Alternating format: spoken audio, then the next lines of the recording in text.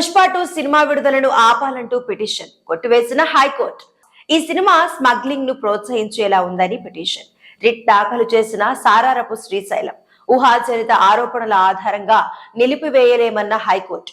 Court సమయం వృధా చేసినందుకు పిటిషన్ కు జరిమానా విధించిన హైకోర్టు. పుష్ప 2 సినిమా విడుదలను నిలిపివేయాలంటూ దాఖలైన పిటిషన్ ను తెలంగాణ హైకోర్టు కొట్టివేసింది.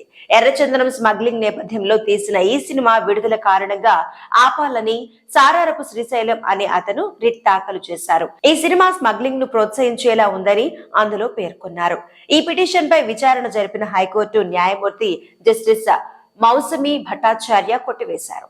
సెన్సార్ బోర్డు తరఫున డిప్యూటీ సొలిసిటర్ జనరల్ వాదనలు వినిపించారు. మార్పులు సూచించిన తర్వాతే సినిమా విడుదలకు అనుమతి ఇచ్చినట్లు తెలిపారు. ఊహాజనిత ఆరోపణల ఆధారంగా సినిమా విడుదలను నిలిపివేయలేమని హైకోర్టు తేల్చి చెప్పింది. కోర్టు సమయం వృధా చేసినందుకు గాను పిటిషనర్ కు జరిమానా విధించింది. ఈ జరిమానాను అక్రమ రవాణాకు గురైన మహిళా బాధితులకు, పిల్లల సంక్షేమం కోసం పాటుపడే సంస్థలకు అందజేయాలని ఆదేశించింది.